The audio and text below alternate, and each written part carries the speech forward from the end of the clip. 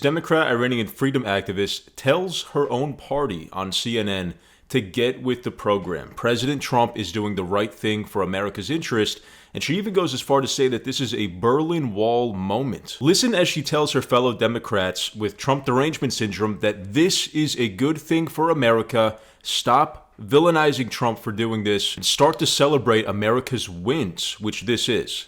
Take a look. Moshe, what is going through your mind right now, and what are your concerns about what's next? Well, thanks for having us.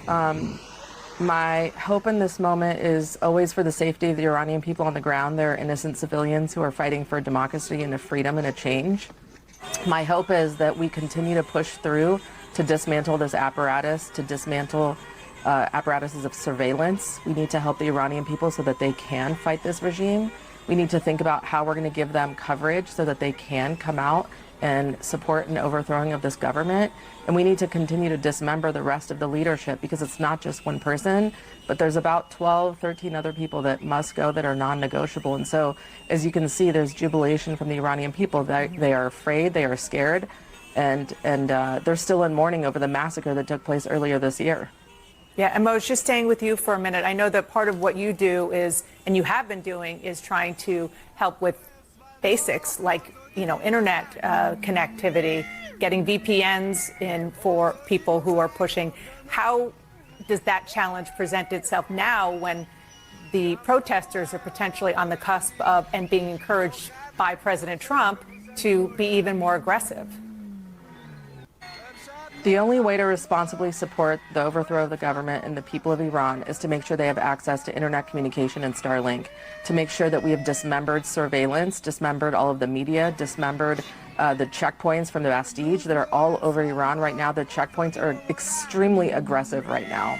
We have to find a way. We're not talking about a scenario here where there's resources inside the country for them to go get arms. There's no secret militias. The IRGC is the militia. Yeah, it seems like that would be an incredibly important point to make sure that these people have the resources, including internet, that they need. As President Trump calls on the Iranian people just yesterday morning to rise up and take back their government, he's actually fueling the flames and calling the Iranian people who want freedom to take it into their own hands. That's a major ingredient here in whether this is going to actually work or not. The best thing we can continue to do is dismember the rest of the regime. And so we can't send them back out into the streets like we did earlier this year, because we've already lost 40, 50,000 people. We're talking about 50,000 people still in Evin prison. And so we have a responsibility to protect. A lot of Democrats are calling this an illegal war. Listen what to this. do they not get that you want them to understand about the way that the people in Iran feel? They just don't get it. That's true.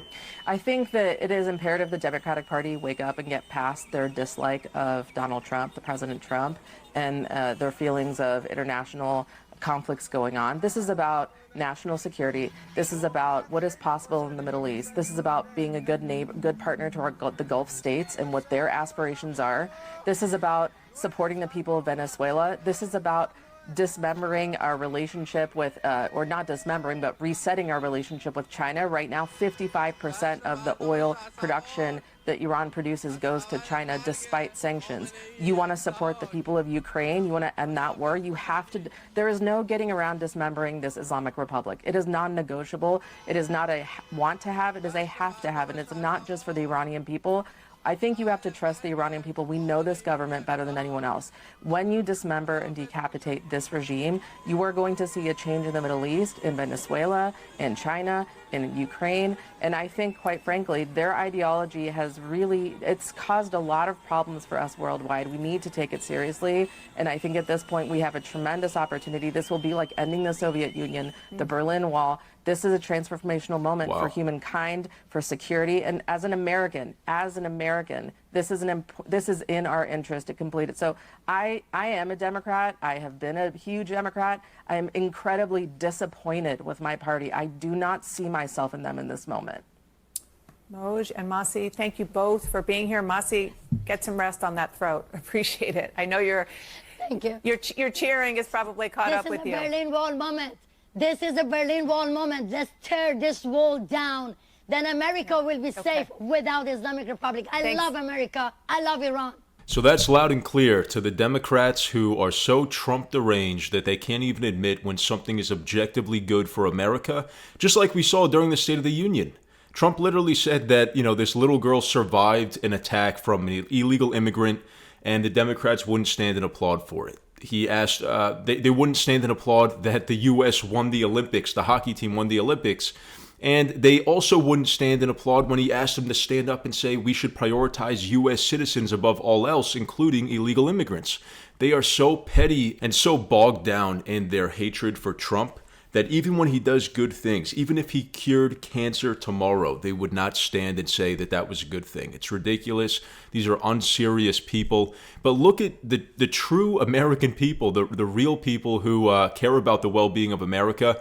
And Iranian Americans are partying in the streets today. Take a look at this. This is in Washington, D.C. yesterday. Washington, D.C. is a Democrat city. It's one of the bluest cities in the entire country. And they're out here waving American flags alongside Iranian flags. They support what President Trump did. They can put their pettiness aside and actually say that this was a good thing. Thousands of people. He's dead. How are you feeling? Amazing! Yeah? If he's dead. He is. They've confirmed it. How are you Such feeling? a fantastic feeling. Unbelievable. Oh, Very happy for the Iranian people. Very happy. It's a great day for Iran and Iranians everywhere. It's a great day for freedom, and it's a very emotional night. Emotions. I'm so happy. I love you, Trump. I love you, Trump. How are you guys I feeling? love you, Trump. But he did totally, and we now have the free. This one here is in London.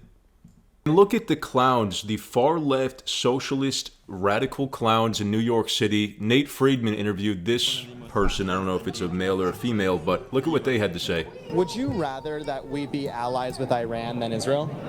Yes. Sure. I think allying with Israel is one of the most fascist and dangerous actions the U.S. could take. Okay. And what makes that fascist versus allying with Iran? Because Iran isn't fascist. Okay. And you studying political ideologies, you understand what fascism is, and it is not Iran. Because Iran was the Ayatollah Khomeini's rule was achieved through a revolution. It was sort of a coup d'etat. Yeah. Fascism rises electorally and democratically, and then turns on its constituents. Yes. Ayatollah Khomeini's regime is not fascist in nature. So what do you say to the folks that say that it's fascism because they make women wear a hijab? That's not fascism. Okay. That's theocracy, which is different than fascism. Okay. The regime we have in America right now is fascist, or in the United States, I should say, not The America. United States is fascist. In the United States, is fascist. In what way is it fascist? Well, I ended this conversation. Okay. You've been very respectful, and I appreciate it. No, that's what I try to be, yeah. What are your pronouns? She, her. She, her. Okay. Awesome. Thank you. They throw around this word. Basically, everything that the left disagrees with is fascist, which is not the actual definition of fascism at all. I would say that they're correct by saying that Iran is not fascist. They are a medieval theocracy, an Islamic, radical Islamic theocracy that in some ways is much worse than a fascist state. But because Iran represented something that was anti-Western, anti-American, that's why the radical left lunatics are on board with it and they think that this is a bad thing. Radical left lunatics like Ilhan Omar, who had a tirade of tweets bashing President Trump for this. Take a look. So yesterday, this was her response to the strikes. She says, Trump has launched an illegal regime change war.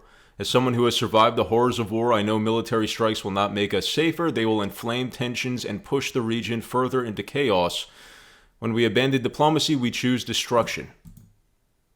Well, it seems like thousands and possibly millions of Iranians and people who support them disagree with you, Ilhan Omar, and they're actually cheering this action because this is the decisive, strong action that was needed to make Iran free. Theocratic dictatorship is not freedom, and it's not peace. The tolerance of that is not peace. It's just the allowance of evil to permeate in the world. It's just a shame that there's so many Democrats, and I think this is going to mean their destruction in the midterms, because if they can't admit when the rest of America sees something that's objectively good and they can't even just say that, yeah, Trump did a good job. We disagree with him broadly speaking, but you know what? This was good. If they're so arrogant and so radical that they can't even do that, they're just going to lose their base. Their approval rating is at an all-time low. I think this is going to be a bloodbath for them in the midterms, and they're going to have to reap what they sow in terms of their rhetoric and in terms of their irrational hatred of President Trump's administration. But I want to hear what you guys' thoughts are in the comments. Do you think that the Democrats are beyond the pale? And what do you think of President Trump's strikes in Iran? Was this a good thing, or are you concerned that this is going to lead to a broader conflict that might be trouble for America? Let me know in the comments. If you liked the video, please leave a like and subscribe to the channel. Thank you guys so much for watching, and I'll see you next time.